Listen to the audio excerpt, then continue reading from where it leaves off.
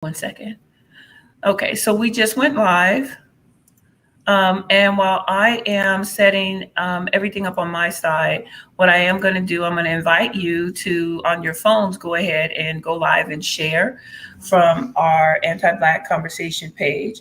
Make sure that as your phone is on, because if people chime in and have dialogue, that your phone is. There you go, that you turn the volume down on your mobile devices while we're live. And so if you guys would go ahead and share it on your page, so that anyone that wants to tap in can go ahead and tap in. And we're going to get started. Hey, Lamont, I see you. I see you. I love you.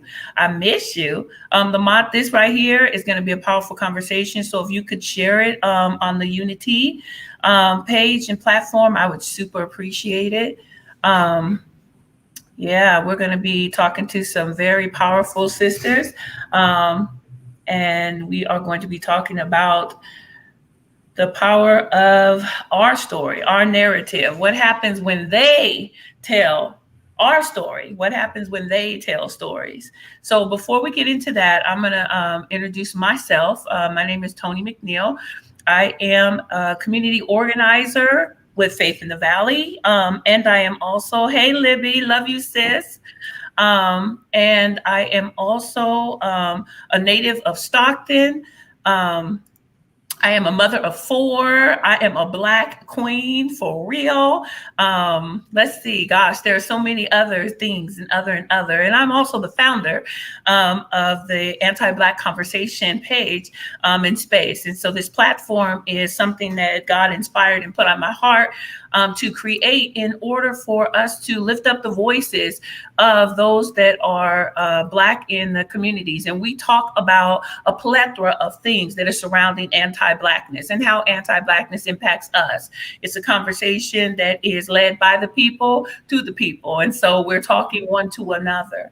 Tonight, we're going to be having a conversation with my guest, Courtney Blackman, and Erica Dorsey. And these two young ladies, I'm calling y'all young because y'all younger than me. These two beautiful, and I mean strikingly, stunningly beautiful young ladies.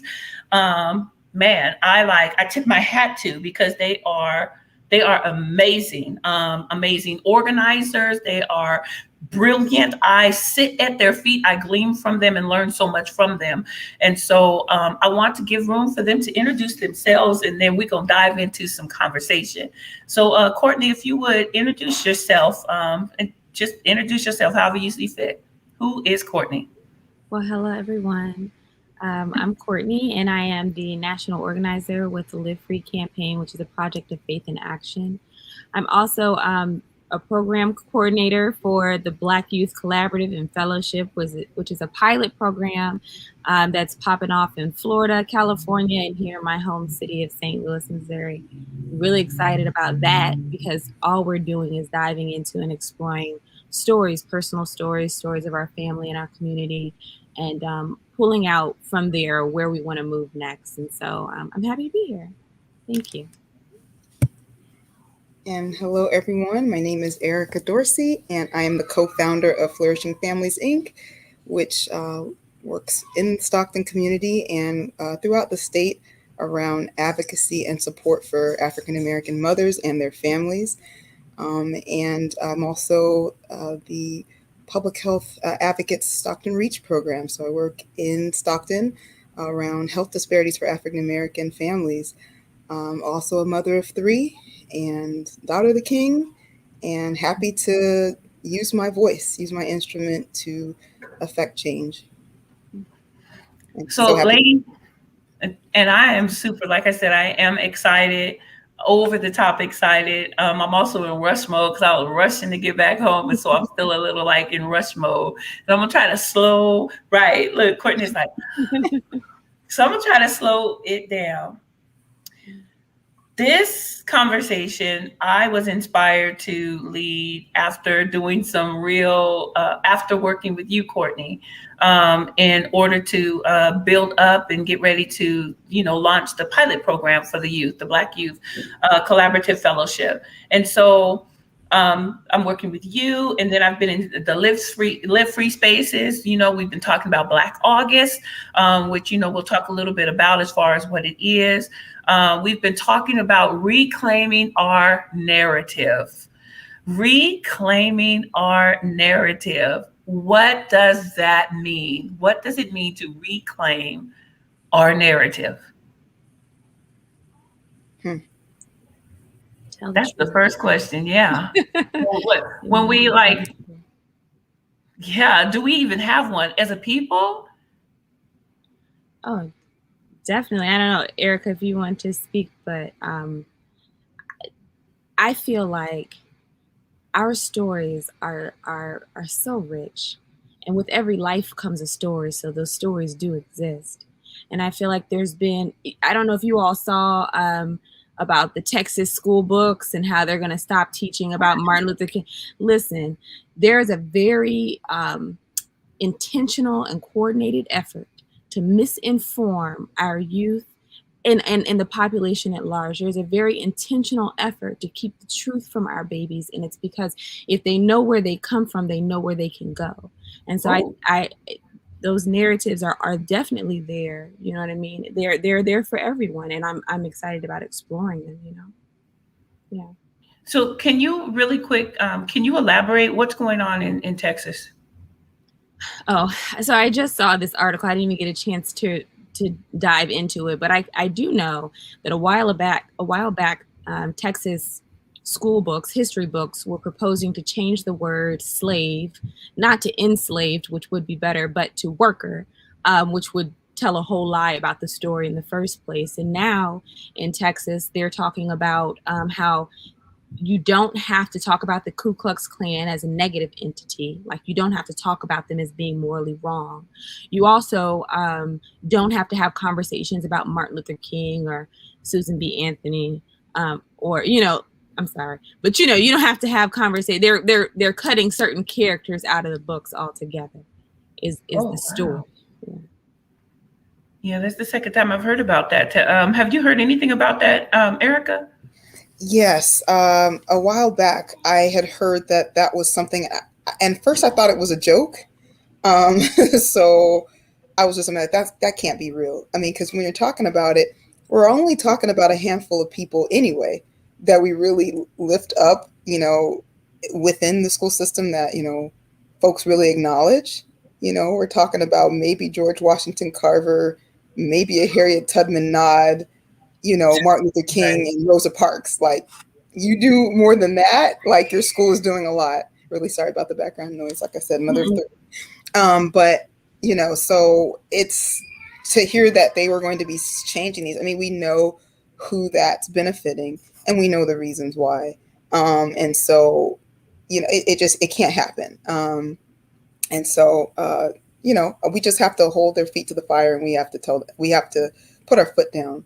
And make sure that we not only hold them accountable, but provide opportunities to expand on the history that's, just really not being shared.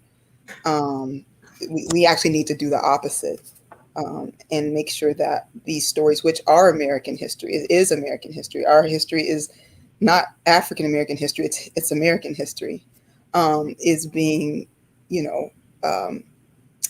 is a part of the story, and is being shared and taught to our children, because that's how we change. That's how we change hearts. We might not be able to change some of the older folks, but we can definitely, create a culture of empathy within our children when they understand, the roots of the problems, where they're from, and we can make those age appropriate. It just takes intentionality, but there's been intentionality in the opposite direction, like Courtney was saying. So, yeah. So when you're saying storytelling, and I'm hearing both of you lift up youth a lot, both of you. And so why would you then why should we, I don't know, why is history so important when it comes to, or our story? I don't even want to say history. Why is my story or my mother's story or my grandmother's story relevant to my children? What makes that important? I mean, I think for a lot of reasons. So, and I think we've talked about this before, but you know, when you're looking for something, whether that's like, you know, you lost your keys and you the first thing you do is pat yourself down and then retrace your steps, right? Mm-hmm. And I feel like with our young people, with all of us really, but the reason I focus on youth is because I believe they have a power that none of us have access to. I believe that they have imagination and potential that none of us have access to. I believe that they're not tied down by the same chains that we're tied down by with the responsibilities that we have in the world at this point. And so that's why I focus my energy there. But there's something about being able to retrace your steps and to see what happened before that really propels you into your future differently, I think, and gives you a better understanding of who you are. So that when you get to school and they say, you know, with the young people, we did this exercise recently where we talked about the danger of the single story. Chimamanda Ngozi Adichie, I don't know if I'm saying that right. She's like one of my favorite authors. She did a TED talk about the danger of the single story. Mm-hmm. And how when you have this one narrative of a person and a people, then you cannot see them fully. Therefore, you cannot treat them humanely, right? And so we talked with the youth, we talked about what is the single story that they hear. And what they heard about themselves is that they were animals, they were wild, they were gangsters, they didn't deserve what they had, and they were spoiled. Like there was entrepreneurs and their skin glowed. They heard that too, right? But the majority of the messages that they were hearing were negative. If you leave your house knowing who you are, then nobody in the world can change that for you. And nobody can kill that hope that you have. You know what I mean? Right. I think that's why it's important for me personally. Well, wow. When you were saying the single story, and so when you say single story, can you elaborate on that? What do you mean? What is the single story that you hear? The stereotypes, right? So Okay. my family and Erica, jump in because I don't want to dominate in I'm listening. I love it. my family and we had a conversation a while back. I can't remember what movie it was that came out, but something like The Butler or Glory or one of them. And I didn't go. I didn't want to go with everyone. And there's this sort of challenge that I get from the older generation that these are important stories and we have to hold on to them. I think it's true. But to Erica's point earlier, we hadn't heard them stories before. And it's not like, and the kids mentioned this too, it's not like you hear different variations or like there's character development. We don't learn about anything more about, we don't actually get to read the letter from the Birmingham jail, and we don't actually get to learn how Martin Luther King was with his family and with his friends. We don't get to learn the fullness of who he is, right? And so then you put him on this pedestal. Now, if you chip at that with one thing, you say, I hope this isn't going too far, but you say he's like a womanizer, right? Now all of a sudden that person that they put on the pedestal like that falls off, right? And it's almost like you don't have anybody who's really good enough that you can follow. Right. You tell the fullness of the story instead of just you are an animal, you know what I'm saying? But saying you are connected with nature. You put your feet on the ground and you can feel the world around you in a way that other creatures can't, right? You are a conscious being. You know what I'm saying? Like all of that those are the narratives that they need to hear and that we need to uplift, I think. I don't know if I answered the question because I go off. Well, you are. And so this I didn't want to watch I asked the young people, what are the stories that are missing? And what they told me is there's stories missing of Black kids just having fun. There's stories missing about true love, that every time they hear a story about true love, it comes with some pain or some struggle that came before it. She had to have a terrible man who abused her and there's hot grits and all of that, right? Those are the stories that they hear. And what they're saying is, we know that we're fully human. When we go out into the world, every encounter that we have doesn't have something to do with whiteness and white people, right? We play. You know what I mean? Yes. And we want to lift those stories up so that we and they feel empowered to really live life in their fullness. You know? Okay. No, this is like, Ooh. okay. I just talking to these young people, y'all. I just it's a whole. We know we are fully human. So look, I'm older, so and I binge watch crazy stuff. So I've been binge watching a show that I watched when I was younger called Seventh Heaven. I don't know if any of you are familiar with it, Love but that. okay. Mhm. So I've been binge watching Seventh Heaven, and it is a story about a family of seven. Eventually, they become nine. It's the and they are the father's a minister, and it's a white family. The father's a minister, um, wife, five children. I'm going somewhere with this. And so as I watch it, I am thinking, wow, this is like, and they're living in the home, that is provided to them by the church. It's a modest church. It's a beautiful home. Oh my God, just breathtaking home. And then you have the other family, parallel family. God is messing me up, y'all. And it is the black pastor and his wife. They're guests, on the show. And it's the black pastor and his wife and their two children, two children, or three children. And they're also living in a home that is provided by the church. It's a very modest home. And so it's a very modest home. So it's very different. The church, the black church is bigger. There's more, membership that is there. However, the home is much smaller. One, the dynamics are so different. The dynamics and relationships that are portrayed are different. In the relationship between the husband and the wife of the black pastor and his wife, and their communication, and the dynamics with the children is different than the dynamics of the featured family. What I've noticed though, as I was watching it, is that when I was a child watching it, it was so different. Now I'm looking at it saying, wow, this is this couple just loves each other like so much, this is the purest show I've ever seen, I've never seen I have never seen a show that is just portrays this story that is so pure. It's such a wholesome, story. And I don't ever see that portrayed when it comes to a black family. I mean, the Huxtables were wholesome, but the Huxtables weren't necessarily, look, I see Courtney looking left and right. Go ahead. What you think, Erica, No, Courtney? I hear you, and I agree with it.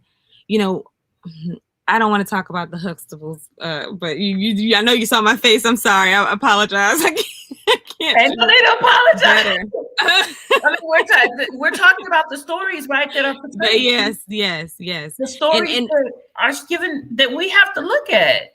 Yeah, one thing that we talked about, I think it was just maybe it may have been yesterday, was I was telling them how growing up as, a little black girl, I was born in 1987, and like Disney princesses, we all followed the Disney princesses, you know what I'm saying? We all watched all of those movies, and I wasn't in any of them, but I wasn't expecting to be. I wasn't in anything.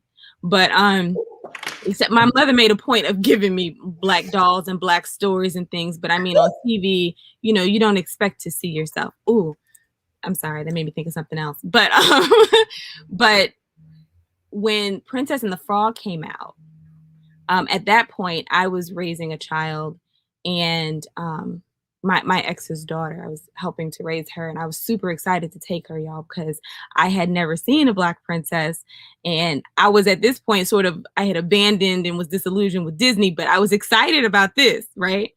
So we go to the movie theater, and I just remember being the most disappointed I have ever been because throughout the whole movie, first of all, why are we determined to set every story, every Black narrative within oppression? Why are we determined to have Black people be the subject of white people's the object of white people's lives in every story? Why Mulan wasn't set in the United States of America? Why are y'all setting this in antebellum South, where mama got to work hard for the master? Like, what is happening here, right? Like, that was disappointing. Then there's a blonde-haired, blue-eyed little girl who is called the Mardi Gras princess from the top of the movie to the bottom of the movie, and the Black girl wasn't a princess until she was an animal, right? And there's a whole bunch of other stuff that happened in that, but me and the kids, we talked about this. They've seen this movie, and we talked about how, like, exactly what you're saying, Tony, that it doesn't feel intentional, and it's all subliminal messaging and all of that, right? Until you step back from it and you can see that the way that your story is told is not the way that other people get to be, lifted up, right? So I just agree with you on that front, and we just had that conversation. Yeah. So now I'm gonna okay. So then I have Chris, who says we always need the white savior, right, like a blind. Right. Oh my God, I can't stand him, like in Blind Side. Oh, right. And we don't lift up. We don't lift up our heroes. I don't see our heroes being lifted up, and even our modern day heroes. I want to shift it just slightly because Erica, I started connecting with you in a really, really huge way when it came to the story of my childbirth and the birth of my children. When it came to the narratives that I'm a strong Black woman. One, okay, so this year, God has just been chipping away at all of these lies and false narratives that I have been forced to buy into. Right, this has been a crazy year. But when I found out that that I do not have a stronger threshold for pain than others, I found that out through you. So why is storytelling so relevant in the work that you do? What are you guys exposing when it comes to childbirth and the false narrative, that has been put up? What are we needing to reclaim in that area? Wow, it's so much, and it's so very deep. But I think it begins with recognizing there's something that happens, and this is something I've dealt with a lot in the work. First of all, the myth of the strong Black woman and disassociating ourselves from this narrative, because there's a little bit of pride we have in that place, and it's been purposeful, and it's been valuable, right? We've held it to our bosom, as we've said, I got to keep going. I got to keep going. I am the strong Black woman. I because we know our superpowers. We know that we can be both celestial. We know we're unicorns. We do embody all the Black girl magic, all of that, but we're also human. So, but we've had to ignore that part, right? To just push through.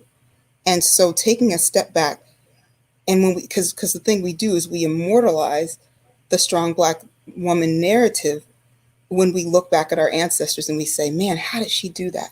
How did she pop out a child and go back to the field that day? If she could do it, so can I. I have no excuses because she did it. I have no excuse. Like we put that on ourselves, and we've allowed everyone else to do it. We've allowed the doctors to do it. We've told everyone we have a high tolerance of pain. We brag about it, right? We that's the first thing out of our mouth when we take that shot or whatever. We're in the doctor's office. No, I'm good. What's your pain tolerance? Oh, it's really high, right? That's something that everyone just says, and we say it with pride. And there's been nothing wrong with that, but there's just been a moment, I believe, particularly within some spaces, in maternal health space being one, where we've had to take a step back and say, how have we harmed ourselves by telling everybody at the top of our lungs we could take all this pain? And what if we both honored our ancestors, our mothers, our grandmothers, our great grandmothers, by saying, man, they were otherworldly to go through what they did, and we carry their DNA within us. However, we are their wildest dreams, so we can be both celestial, right? We can be both these powerhouse women, and we can also accept our humanness. We can also say, no, I don't have a high pain tolerance, because indeed we do not. Indeed, we do not. And that is why we are dying at the highest rates. That's why we have the highest rates of cardiovascular disease. That's why our bodies are telling us that they have limits. And we will push ourselves to death and still say, but, I'm strong. And it's been hard to let that go again, because that's been something that we've carried with us to get to this place. But we have the privilege now. We have the privilege now to take a step back and to reevaluate what strength looks like in the 21st century. I love what you're saying, Erica, and I feel like that too. It's about how and where to apply our strength. That is our decision, right? And I feel like in the vein of reclaiming our narrative, we always feel like we don't want to be called the angry Black woman. I gave that up a long time ago, but you don't want to be. When I go to the doctor and I ask for pain meds, they're gonna look at me like I'm a drug addict, right? That's what I'm facing. So I'm just not gonna say that I need what I need, right? Because you're trying to reclaim that narrative. But the thing is, when we release ourselves from worrying about how white people view us, receive us, or consume us, that we can decide to apply our strength where we want to apply our strength, to push a little bit further where we want to push a little bit further. I don't dream about your 9 to 5. You know what I'm saying? So I can hold on a little longer for my passion, for what God told me to do. You know what I mean? So yeah.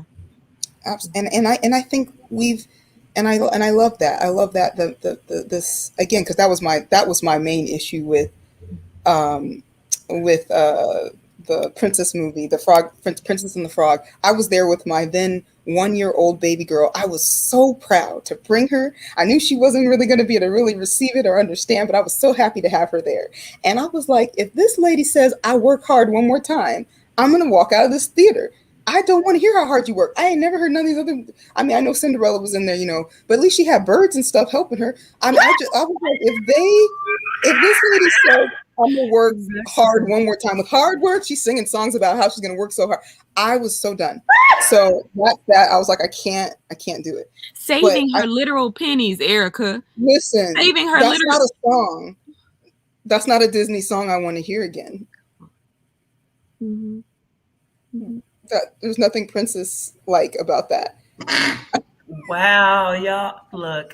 Okay, wait. So we are queens. We can show you how to do it. You know what I mean? If you go back and pull out a history book, and we can show you how to do it. You don't have to figure that out. You know right. I mean? We have the receipts, but like I said, Cinderella had friends. She sang her song, and they all flew in with her and helped her, and helped her make her dress and everything. You know what I'm saying? So, but the other part for me is that we've been examined, and that's the part about this that I think we have to really be careful in, is that every time somebody dies, I'm sorry, you're not ready. You're not ready. Wait, no, I had to laugh because Morgan said all y'all nails is fire. Okay, ladies. Morgan, I'm inspired by your mama. I know y'all got your Tabitha Brown nails. I'm gonna do that next. I'm gonna do my Tabitha Brown nails next. Shout out Tabitha, thank you for the inspiration. Okay, I'm so sorry. Back to Diane. Oh my gosh, I love it. The other thing I was going to share too is that, like, every time someone dies, right? Every time, what do? They will go find a Black woman in the crowd. They will go to and just, what do you feel? I was saying this earlier today. The pain as a sport is done. How we change this narrative is we stop putting on for folks. Again, to your point, Courtney, about when we assert our strength and when we assert our vulnerability, because I think it's time to be vulnerable, but it's also not time to broadcast our pain. So, I'm not going to be in the news because that's what y'all want every time. George Floyd passed away. All you see is all these sorrowful people. And I mean, I'm starting to feel like like folks like it too, because it's how much more can she take? How many more sad mothers can we show on the news? They will cut to a mother and show her crying. Oh my God. I'm tired. It's not a sport. We're not here for your sport. This is not the Olympics. So what we have to do in reclaiming the narrative for me is, again, that pivot, Courtney. When is it appropriate to show strength? Even if there's a vulnerability in it, there's also that reclamation of speaking that truth. I even saying it in that moment. I'm feeling a lot of things right now. This will be me, and pray I never have to experience this, but I'm feeling a lot of feelings right now, but nothing I'd like to share with you. I mean, like having that moment, you know what I mean, where you don't do the whole, oh my God, he was only, no. I'll go privately with people who care, with people I'm willing to be vulnerable with, and some of them will be my white allies, but not for y'all, because we're done with that.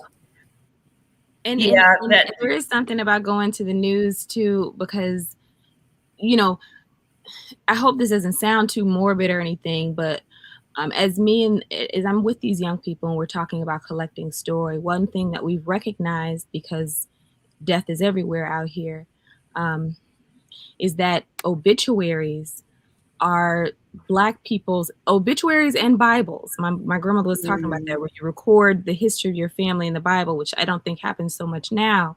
But we are recording our stories, and it's the obituary where you have people who love you take the time to reflect on the fullness of your life and document it, right?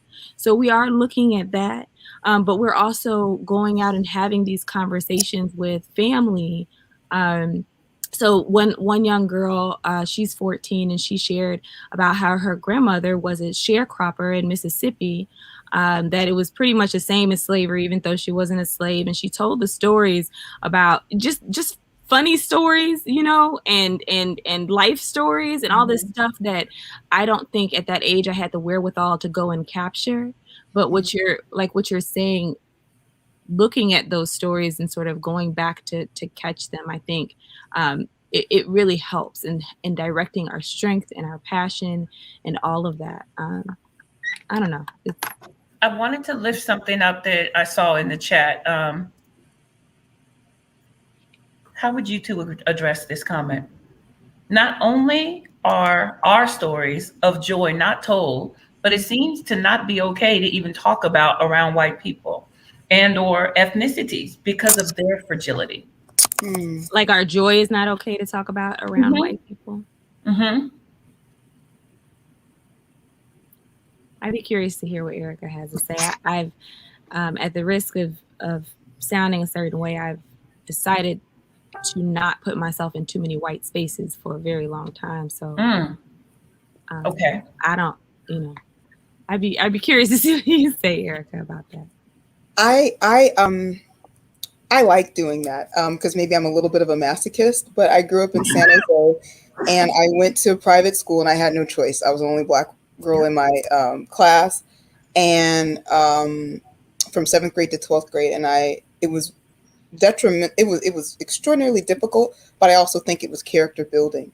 So I like to say I have a little bit of an anointing for this.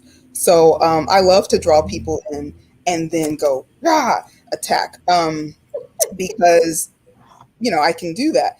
And so, but I'll tell my friend, but they know, like, I love you, but we're going to talk about this. You're going to be my friend. We're going to talk about this.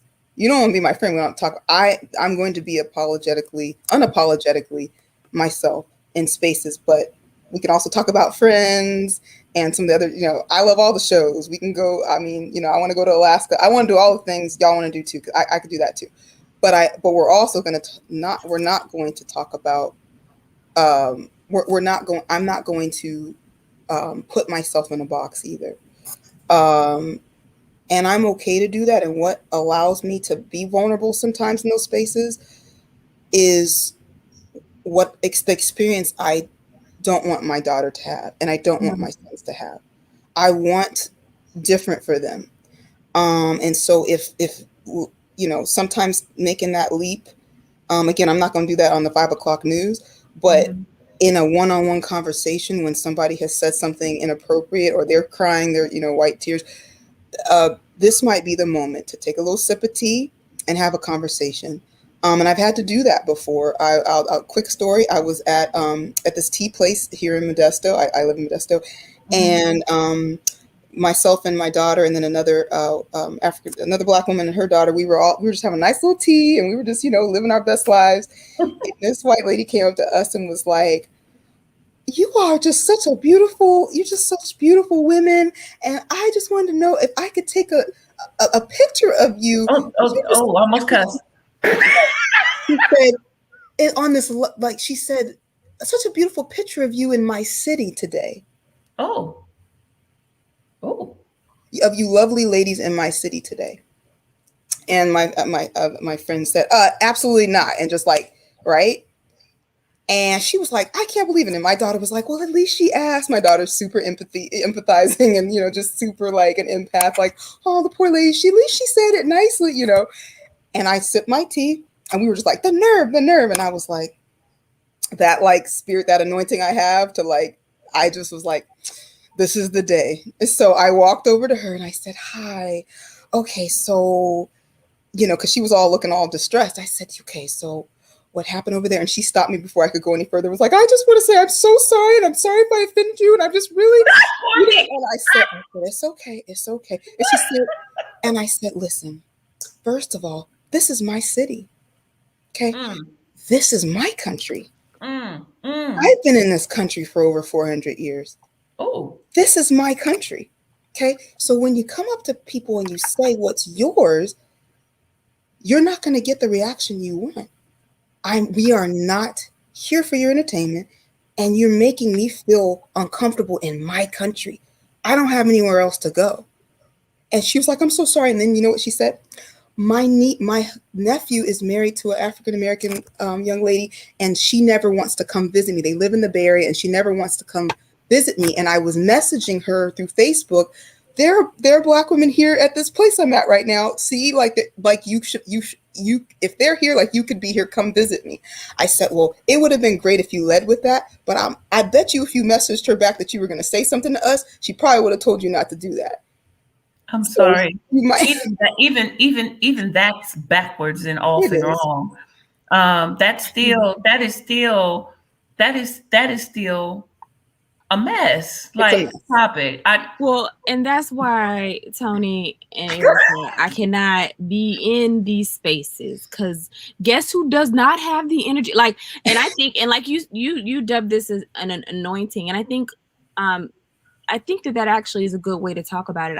If I can be all the way candid, I pray about the feelings that I have sometimes, especially dealing with white people and in white spaces, because I know that God made me to love. Like, I know that.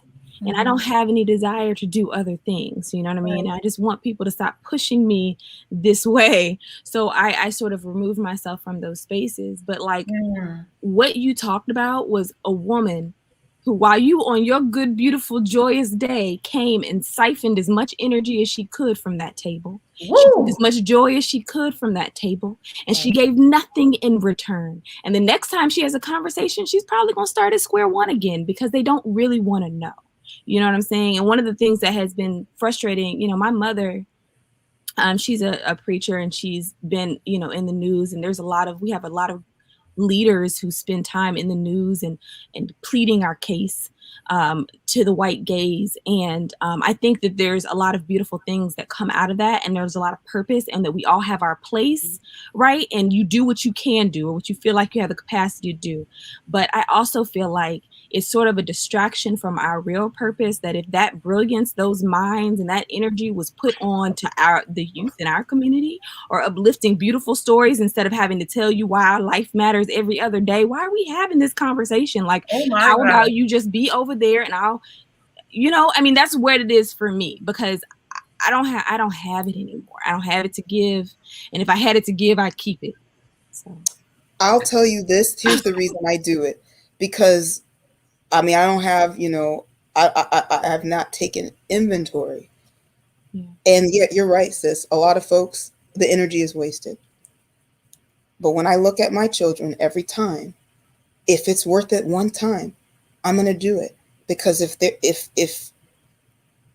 because there have been people who have come back 5, 6, 7, 8 years later, and that 1,000th Black person died that year, and it touched them for some reason that time, and they've messaged me back, hey, I remember what you said to me in 10th grade. Hey, I remember what you said to me freshman year of college. I get it now. Now, they should have got it a long time ago. We all know that. But if it could change, if something I said could change something, and maybe it's not, maybe it's a seed. My hope is to plant a seed. And you're right. Everyone can't do it, and I can't do it all the time. But Mm-hmm.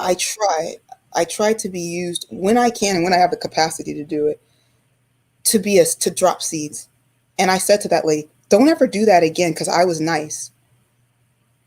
Don't ever do that again. And she said, I'm so sorry.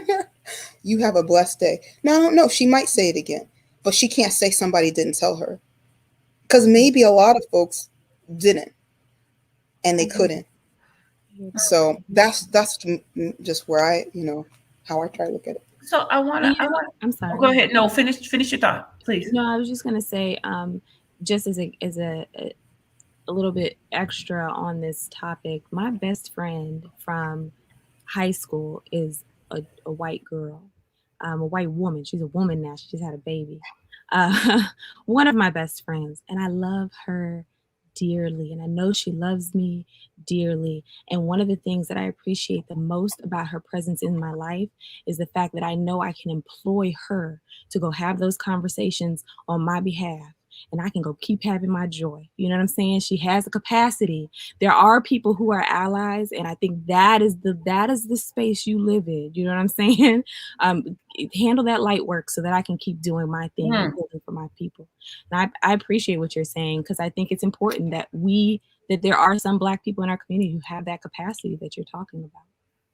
When we were doing when I was first just kind of toying with the idea of the anti-Black conversation space, it was actually something that was birthed after the during all of the demonstrating and stuff. So with George Floyd, which of course is something historically that was just a pimple or a blackhead that came to a head, because there's so many other things that transpired that led up to that.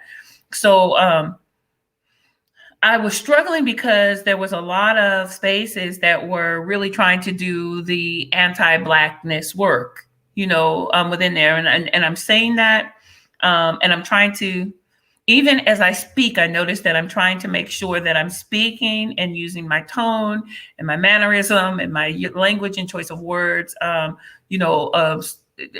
to exude the appropriate energy that's not too much, that doesn't offend, all of that, right? This is the work that we have to do. This is the work that we find ourselves doing without even thinking twice about. But when I created this space, I was really struggling, and it was a real hard struggle, you guys, because it was like, do I create a space where everyone can come in and have anti-Black conversations? Do we address anti-Blackness in the brown communities, anti-Blackness because lots of folks deal with anti-Blackness. Well, Tony, if you only create a space where you're only lifting up space for Black people, that in itself, is kind of, I went through all kind of head trips. But what I believe when you say anointing, I believe sincerely that the Lord put it on my heart to say, this space is for the Black community to address anti-blackness within their own, the anti-blackness that they experience. And so with that, I just had to say no. And I had to leave room for folks to, and I did have friends that were doing the work. And so it was, and I love some of my friends, Elizabeth, my friend Annalisa, Christy, because they were like, send them my way. We have in groups and and sessions. So I didn't have to delve into it with that. But I wanted to ask you guys the question. So what do you think? Do you think so the title of this is When They Tell Stories. And I entitled that intentionally. We're reclaiming our story. We're reclaiming our narrative through telling our own stories. But when they tell our story, do you think that they will ever be able to really tell our story? Or the other question is, do you think when they tell our story, is that the only way that our story is really going to be heard?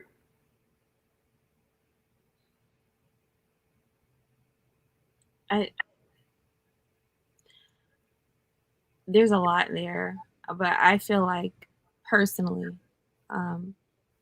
as far as the work that I touch with my own two hands, that I only care about us hearing our stories. That's Okay. really, I mean, it's not that it shouldn't be heard by others, but it's been a long time of trying to put your hands out, and there's not really any power in that. We have power. We're born with it. So if we just tell our stories to each other and lift those up among our communities, then we can locate that power. You know what I mean? And use that power. I don't think that I don't care who else hears my story. As long as I know it well, as long as any children that come from me know it well. You know what I mean? As long as my brothers understand who they are and that we are community, that's all that really matters to me. And I don't think that anyone can propose to tell a story on behalf of another person. You can't do that. If you did not intimately love them and know them, then you cannot tell their stories. So you can try, and that's fine. I don't want to listen to that. I'm just saying I would like to focus on the stories that come out of our communities and direct the knowledge that's born from that back into our community. Wow. Wow. Wow. Now that right there, that resonated with me in a really profound way. Because I think somewhere in me, to be honest with you, I've been trying to get them to hear our stories, thinking that someday it's going to make a difference. And I never really thought about the fact that I don't need them in order for there to be a difference in my life. Huh. What are you thinking, Erica? I want to go back to something Courtney brought up earlier when she talked about, when she speaks to young folks and they have so much, curiosity and potential and they're in vibrancy and they want to hear these stories. And I think it's so powerful what she said about knowing who you are, having the opportunity to lift up your own stories. I remember as a child kind of feeling that same way. I love poetry, and I'm still waiting for the story of Phyllis Wheatley, because even though it is a slave narrative, but I would love something that just really explored her curiosity as a 6, 7, 8 year old African kid runaway. I mean, not runaway, but child who was kidnapped and adopted by this family in Boston and allowed to read and allowed to have some of these opportunities, and who had the audacity to write a letter to George Washington, who had the audacity to write a letter to the then Queen Elizabeth, and who on her shoulders at 11, 12, 13 years old had the audacity to write prose and poetry that rivaled male, not even her contemporaries, just these men, and I want to know more about those stories, because um, to Courtney's point, when we know who we are, that's first and foremost. And when we walk in our power, I think it shifts anyway. Um, Mhm. they can't, not only can they not tell our stories, but when we walk in our power, the lens turns from them anyway. Because I think that sometimes there's been a deflection. Been a deflection, particularly when we focus on our pain, particularly when our pain has been elevated, and that's been a part of the story, whether we say it or they do. That's why I say it's time to not share that story of pain anymore. When we walk in our power and our purpose, and we reflect joy and peace and rest, we shift the power anyway. So I just look that up. Well, so is it the story of oppression, depression, repression? Uh, is it that story that that is going to get, reparation, get resources into our community? Isn't that what we're taught as organizers? To lift up the story of the downtrodden and, take the people in there, play the violins and let them, tell of their pain. And this is bothering me as I'm saying it, because I hate, and I'm going to say it, I hate pimping other people's pain. Right. It's Mhm. like I need you to stay broken so that you can go into these places and tell your sad story. And I'm not saying that these stories are not relevant, and I'm not saying these stories are not sad.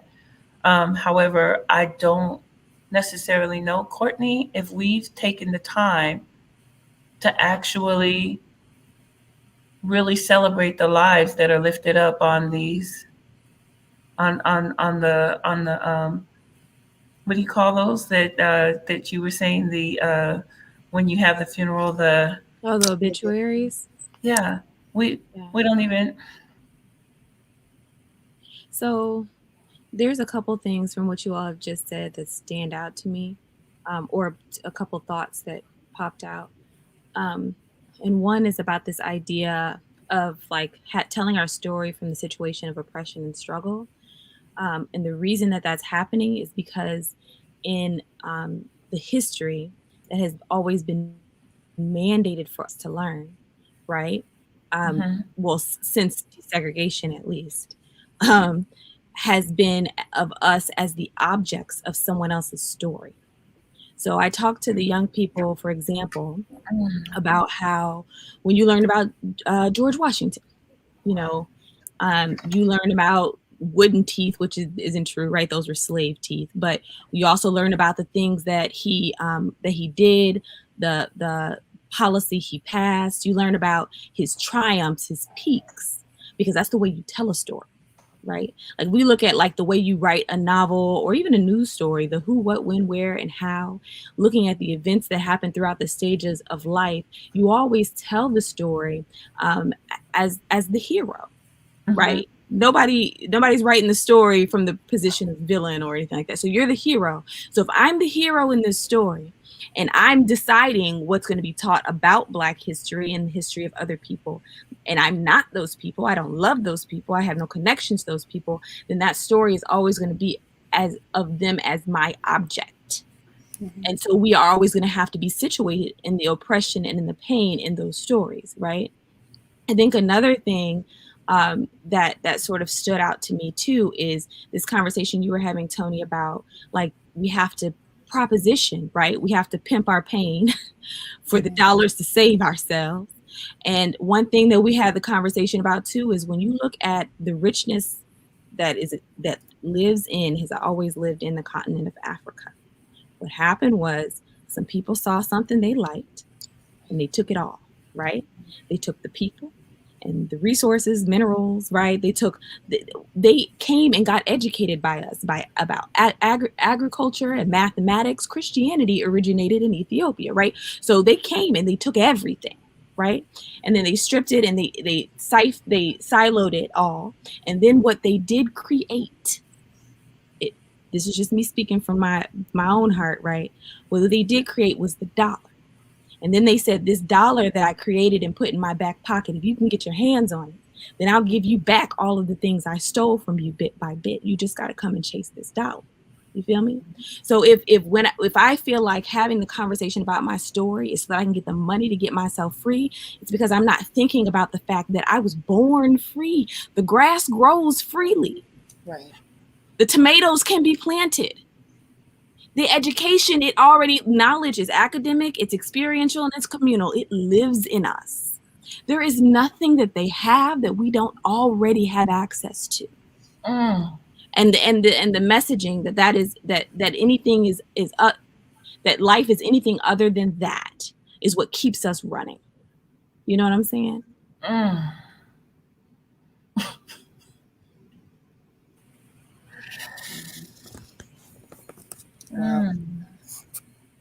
It's just in our stories. I listen to my grandma talk about these stories, and there's a lot of we've been shamed and beaten silent for forever. There are stories that my grandmother, I asked her, I hope she doesn't mind me sharing this, but I asked her like who the names of her sisters since I was a little girl. She would never tell me. She would never have that conversation because there was a lot of shame and stuff, family stuff around that. And I didn't start getting into those stories until I was an adult. But the power, the humanization, the love, the vulnerability, you know what I'm saying, the courage, all of the things, you just hear it when you talk to your daughter, when you talk to your kids. They see power, they hear power. They'll come and sit at the edge of your bed so they can be like you. All you have to do is tell them the truth. Tell them the truth about you. Tell them the truth about your parents. Tell them the truth about your community. And who cares about what white people see, think, or hear when it comes to our stories? You know, I think everything that we need is within us. I'll take it as, I mean, I love what I mean, particularly what you said about it's already in us. I love that. And I'll take it a step further. This is something I've heard in my spirit this year, is that everything we need to succeed and to move into the next phase of freedom is everything we've never been able to have. So it's the lies, right?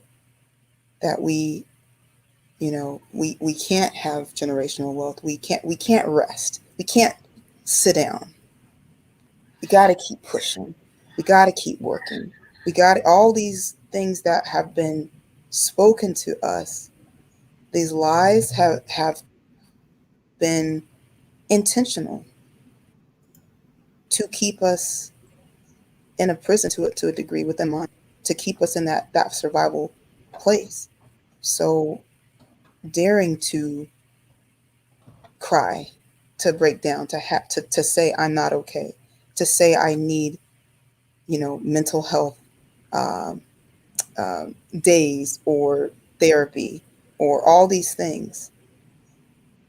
That's that I believe the next phase of our own self discovery and our own journey towards freedom. A lot of it is psychological, um, psychological chains. So it's saying to the folks within our community some of the things that we've allowed, or just that, again, those survival mechanisms, recognizing those and not blaming anyone or making, again, these have been tools to get us through, but they've served their purpose, and we can lay those down and we can walk into something new, because that's what's going to take to begin breaking generational curses, to begin moving forward and walking into this generational wealth and these other places, health. It takes pivoting, and looking at these things differently. So You said earlier, Erica, that there was something that you wanted to know more about, that you were curious. And I can't help but keep talking about this program, just I'm learning so much with these young people. But the curiosity, being led by curiosity is the best way to obtain knowledge, is the best way to move into your power. And so when we look at the systems of educations that we've been relegated to, which for our Black children are really more of a tool of oppression, of subduing, right? Of tempering, right? You know what I'm saying? Mm. That really, if we look at knowledge for what it is, as the search of something, right? Chasing curiosity, that we can find all that we need. We can learn all that we need to know. And we'll be excited to do so. And like you said, then you look at these things, you start asking yourself why, right? So instead of just you know, I was telling, I hope now my mom's gonna be mad I'm telling y'all this, but I had a scar on my arm right here from a whooping I got a long time ago, right? It was a hanger, it was a situation. You feel me? But the reason I'm saying it is because I was reading just now the Missouri slave narratives, and there was a story in there about an ex-enslaved person who talked about whoopings that he received from the overseer, and then he talked about how the whoopings he received from his mother were worse. And so we were talking about this with the young people, about this idea, right, that sometimes that punishment is coming from within your own community and within your own family, a lot heavier than you experience in other places. But if we ask ourselves the question why, if we let our curiosity lead us, then you come to discover it's because those are the people that love you, and they're trying to police you before the people who would have something to say about you take your life from you, take your opportunity from you, right? So you got to tell them to say yes, ma'am, and no, sir, and you got to tell them to be respectable in public, and you have to punish them. You have to punish them for their liberatory acts, because we know that out in the world that can get them killed, right? But if we take what you're saying, Erica, about repurposing what we our coping mechanisms, you know what I'm saying, and like asking ourselves why, because there's a reason. So why? And then how do we do this differently? How do we do this in more love? How do we do this in a way that honors both the teacher and the student, right? Then I think that we can come to a whole different place together, you know. Right. Look, Courtney, they didn't say it. Somebody said, "What's your cash app? You need an offering for the word that you given." Listen, collection plate. I am really loving this Whew. conversation with you guys. This is like, I mean, for real. I am so. I'm gleaming. I'm gleaming so much. I am. I'm refreshed and encouraged in a very profound way. One of the things that really blessed me and was a revelation for me is that I have been very forthcoming with my children about our story. Um, and I've always wanted them to understand and know. You need to understand. You need to know. You need to know my story, my history, and you need to know the history of your father. And so I have three baby daddies, three fathers.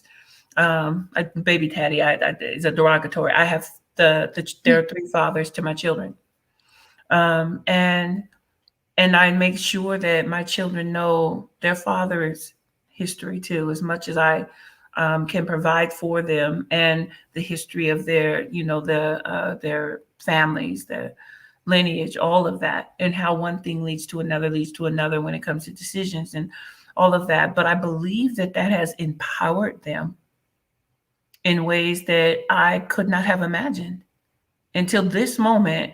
I did not realize, ladies, that I was equipping them with the tools in order for them to be empowered and make decisions and choices that they would not have otherwise. I would given them keys that they wouldn't have had access to without those stories, without that knowledge. Mm-hmm. Man, Mm-hmm. yeah, this has been quite the blessing. So I don't even want to exhaust it. So what do we get from this? We need to tell stories, and we need to be telling stories with one to another within our own community. That's the start. Is that what I hear you all saying? We need to start with us. Mm-hmm. Okay. Mm-hmm. Very open and honest conversation in these kind of safe spaces together. Yeah, and invite the children. There's no reason to put them in another room for this. You know what I mean? Ooh, you touched on something there for me because I think that's something that has been detrimental to us is the hush hush, you know, of our pain, of our experiences, and the lying for people, just some of the things that just as humans anyway, that we deal with. But I love what you said, Tony, about being honest with your children about your experiences and what freedom that can bring and teach your children, what recognizing your truth, what owning your truth, your the good, the bad, and everything in between. It empowers them. It gives them permission to make a mistake, to be Mm-hmm. human. Mm-hmm. Mm-hmm. It And lets them know who they are. It helps them to identify. One of the things that I wanted to make sure that they had were the resources to know your mom made these mistakes. These were some of the things that I did, and these were some of the inherent things that I did. These were some of the learned behaviors, you know, that I operated in. These were some of the generational things, that were happening. And literally it was to equip them with the tools that they needed, so that they wouldn't be taken off guard, like, Mm-hmm. oh, there it is. Yep, mom's talked about that. But then the other thing that we have such we have such stories of joy and celebration in the midst of trials, in the midst of the things that we were going through. We have memories. I mean, there's so many things that we have, and those things need to be celebrated. Those things must be lifted up. Mm-hmm. Mm-hmm. Yeah. Mm. Yes, yes, yes. As Toya was saying, in the stories of life, of joy, of laughter, along with other stories. Mm-hmm. So, what I wanted to wrap up with, Courtney, you were, and I don't know if you've seen what I put in the chat. Okay. Um, Sorry. I was really into the conversation. oh, because it just, yes, this is rich. It really Yeah. is. It's so rich. Yeah. So I want to end us here because we have taken this journey. We've been talking about and lifting up our history, and how it impacts our children. Um, the importance that we need to have with telling stories, even to our children, talking one to another. Stop selling our story for the dollar in the back pocket of the white man. Mm-hmm. Yeah, Mm-hmm. good grief. Whew, that messed me up right there. I mean, it's like, and I'm wrestling with that. That's an emotional thing for me, because I don't even want to be used to do that. Mm-hmm. Mm-hmm. I don't want to be used to do that anymore. So I want to lift up two things. One, I want to lift up something that came to mind. There is a member of our community that I want to shout out, and I just want to say her name, and I want to say the name of her son. I want to say the name of Mother Stephanie Hatton, and I want to say the name of her son, Antoine Barith.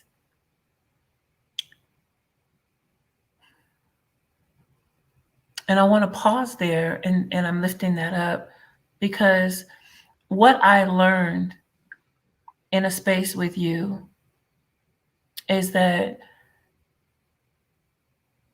when they tell stories, they dehumanize, they take away the son, they take away the father, they take away the uncle, the brother, they even take away the part that they played in how he got where he was when they killed him and took his life. And you leave a mother that is grieving, shouting at the top of her lungs, telling the story of her son, Antoine Maurice. And every time she says his name, they have taken away his story. They've taken away that narrative.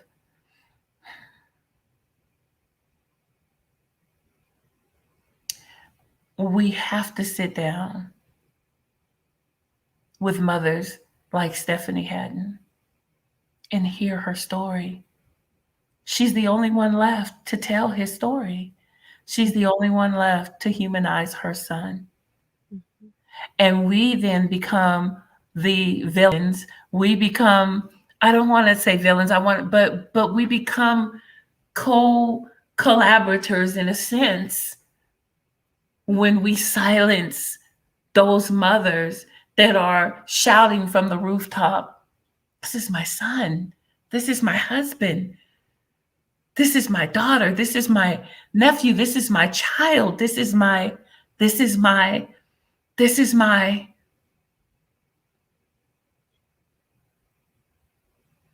We have to stop allowing them to tell our stories.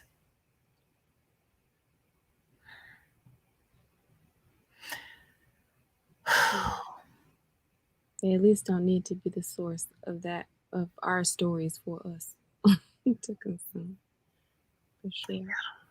I saw you messaged me about how the children. Did you want me to share that? Yeah, so we're going to wrap up on that one. I just needed to take a pause and lift that up because that was on my heart.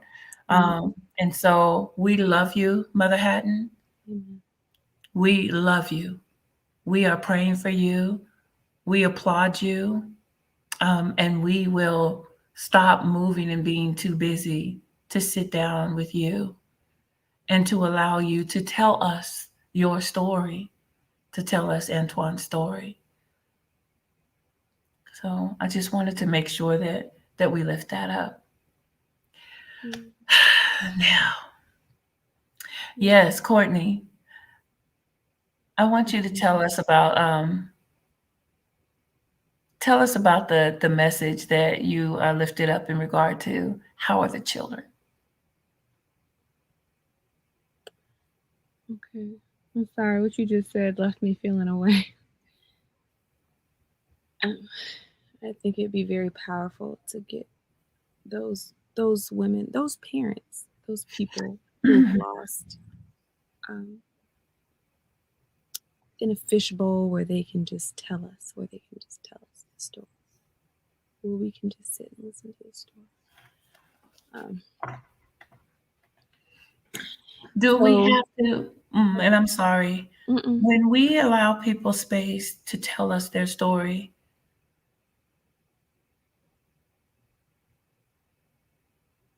do we do we need to know how to solve?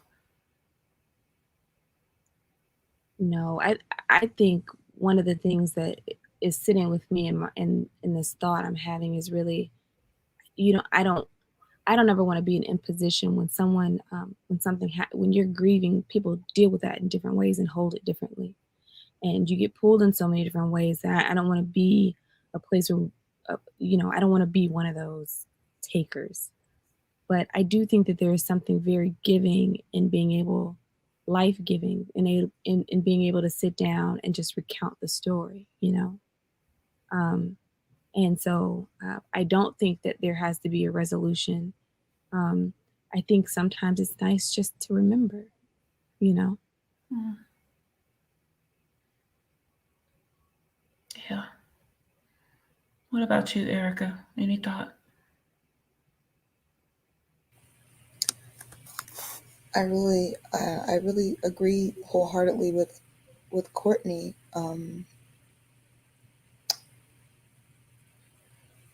Remembering the joy, remembering the laughter, remembering everything that is good, everything that is wonderful about who that person was and is, because they're going to live on to the people that mattered to them. My God. Mm-hmm. Mm. And lifting that up as something to be celebrated and carrying those happy pieces. I think sometimes I wouldn't say we do a disservice. I don't want to say that, because we're all grieving and this just keeps happening. So, I mean, there's no like, Mhm. you know what I mean? There's not a wrong way, but again, maybe a way to pivot, maybe something we can give to the young people that we are seeing, that we are embracing every time these killings, these terrible stories and happenings are occurring, is to find ways to sit, to listen. I think someone said in the chat, yes, active listening, Mhm. but Mhm. then to find a way to push that into joy, push that into how can we Mhm. take the essence of that family story, how can we push that into something um, powerful, something um, tangible. I'm struggling for the right words, but push that into something that maybe we can remember those people by, and we can do Because we something. can. Because we Because, can. And we are in so when systemic oppression is at play, there is something there that says it is not okay to celebrate this individual because we need you to believe our narrative. Our narrative is put out in order to justify conduct that was unacceptable on our part. But in order for that to be overlooked, we need to sell you this story. So when they tell stories, they make what it is that they did justifiable to right, society. What we have to do as a community is remember the human, remember the person, remember the name. It's not I didn't understand why it was important to say the name of an individual. We Mm-hmm. have to remember people's name. And we need to know that before an individual got to a place, that there were systemic things that were in place that helped perpetuate that situation to get where it was. And if it was a white man, a white boy, a white woman, they would tell the story. They would have said, and he was a artist. He was of this and he was of that. They would lift him up and give him, they would humanize him. I'm sorry, this angers me. So there is something in me that is just, it angers me. And we've got to reclaim that. That's the reclaiming for me. That's the reclaiming for me. Mm-hmm. I think to both of you all, what you're speaking to, um, that solutions find themselves, and that in listening to each other, those things sort of come out. So one of the exercises that we've been practicing is, and I say we, I'm talking again about BYCF and the Black Mhm. Kids. And one of the exercises that we've been practicing is listening to each other's stories, right? Documenting our story, our personal story, and then sharing, listening with each other. And when we do that, there are common themes that pop up from those stories, right? So I didn't come in here trying to figure out how to stop gun violence necessarily, right? But when I came in here, every story I heard somebody got shot. Now all of a sudden those solutions start to manifest and produce themselves. So I think Mm, the active listening, the being able to just sit down and be fully present without any agenda, it mm, mm, God moves, and it's funny because earlier today, I found myself getting frustrated with my family. I live with my family. There's 6 people in this house, and I love them. And and but I've been working. I've been working very hard, particularly on this program. And I have some other stuff that work, right? Mhm. So when my grandma stops and wants to have a conversation, like I want to have that conversation, but I can't right now because I'm working, right?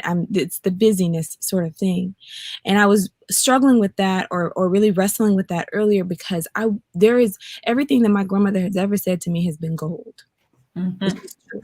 So there isn't a time in the day where what I'm doing it outweighs or its value is higher than what she's trying to give me in that moment, right? And I feel like, of course you have to have balance. Part of this is I need to get my own space. But also I went and turned because I was like, I realized that I was telling myself I didn't have time. I was working on the model of or the idea of scarcity of time in my own mind. Mhm. As I was moving today, we came into this space all rushed and having to take a breath, right?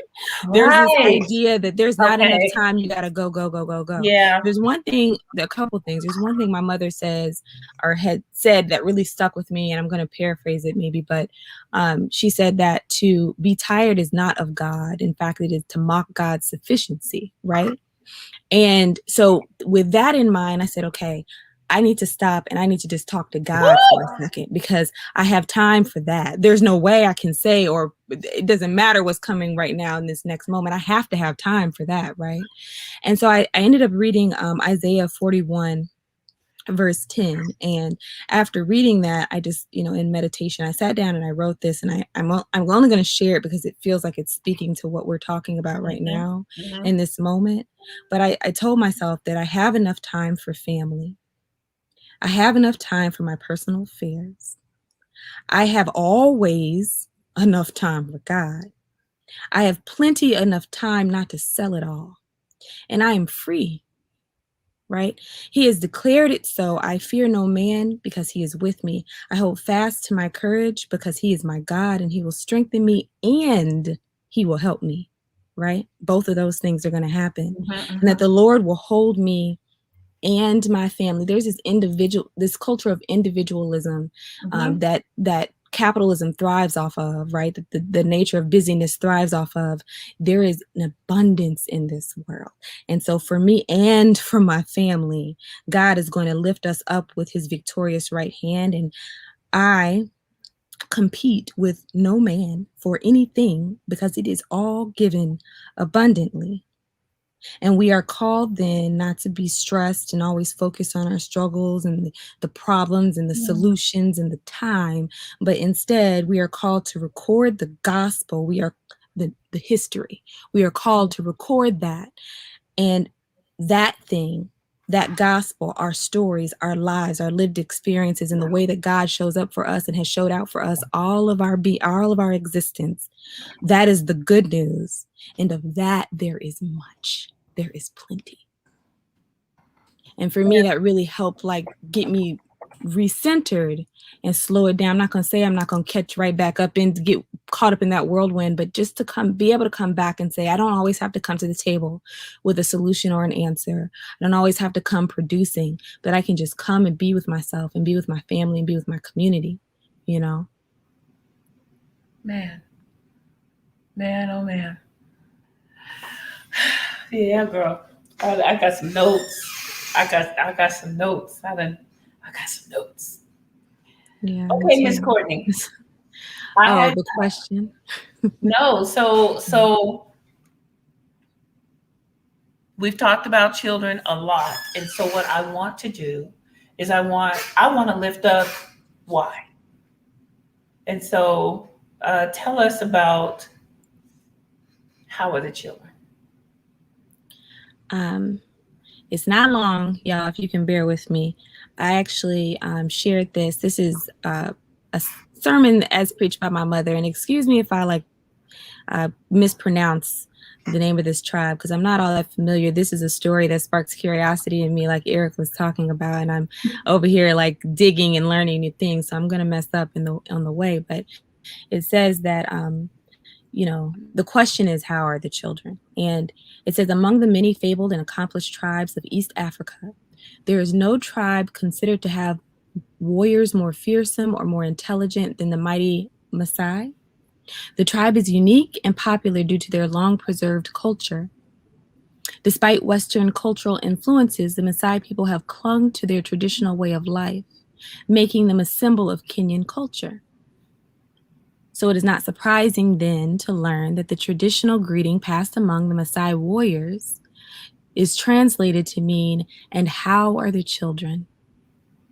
It's still the traditional greeting used today, and the greeting acknowledges the high value that the Maasai place on the children's well-being.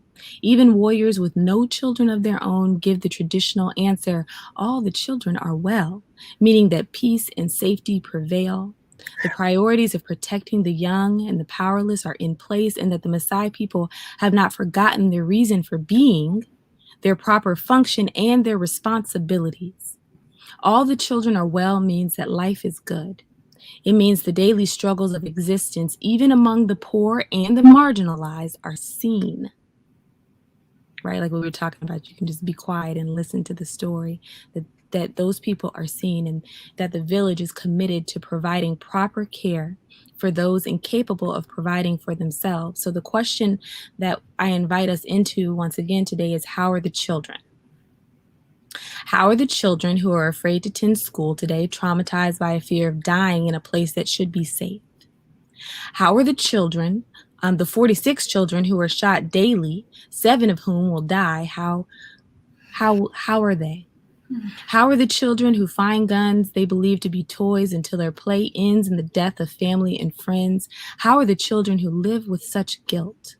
How are the broken ones, like the 19-year-old shooter whose life can be redeemed but not restored because access to assault weapons and magazines have forever closed the door to undo what has been done? How are the children sacrificed on our capitalistic altars of self-protection? How are those children?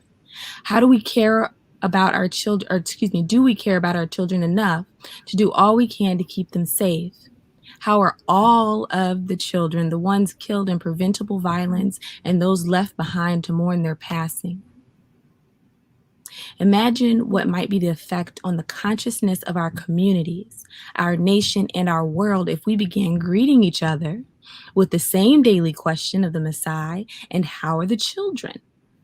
How might this question reframe our conversation around sensible gun control? How are the children? Let us be courageous enough to examine our present, to see and not unsee, to hear and not unhear, to do all we can not to hinder by asking ourselves this question: how are the children? Yes, that's what my mother preached about the children, and I think for me a very big source of like drive and inspiration for me, because it is true that if you ask the question, "How are the children?" you will get to the bottom of the root of every problem that exists within our community. You'll get to the potential, the top of the tree, everywhere that we can go and everything that we can be, if you just ask the question, "How are the children?" Because if they are well, everything is good.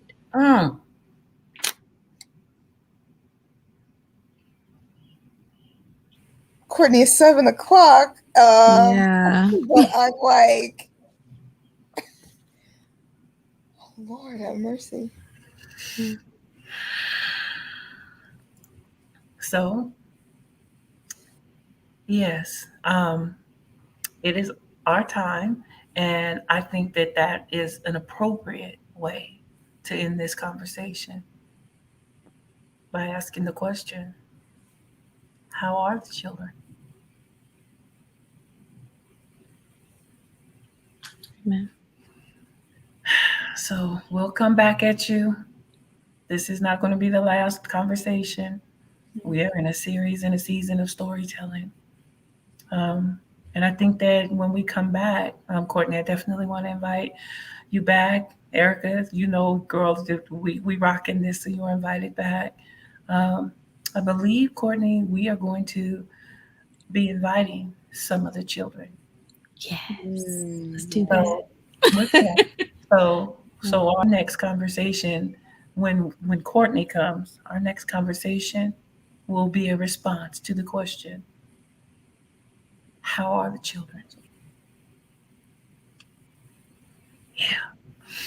All right, sister. Thank I you, love you. I Tony. appreciate you so much. This was Thank you. It so was so nice meeting you, Beautiful. Erica. Nice to meet you. And girl, I just out of nowhere, I heard, do y'all know the song by Yolanda Adams, What About the Children? about the children. Because that just welled up in my spirit. And so, yes, I'm so grateful. You are otherworldly. So thank you. Thanks, sis. It was nice. I loved talking to you. All right, y'all. So have a wonderful evening. You guys that watched, thank you for tapping in. Make sure that you share this. I'll be sharing it as well. We streamed it on YouTube, so I'll be sharing it with you all as well on YouTube. Man, and you guys just keep doing what it is that you are doing. I love you ladies so much. Thank you for sharing space with me and let me learn from you. Thank you. Bye, y'all. All right. Bye, y'all. Love you too, Lamont. Bye. Bye-bye.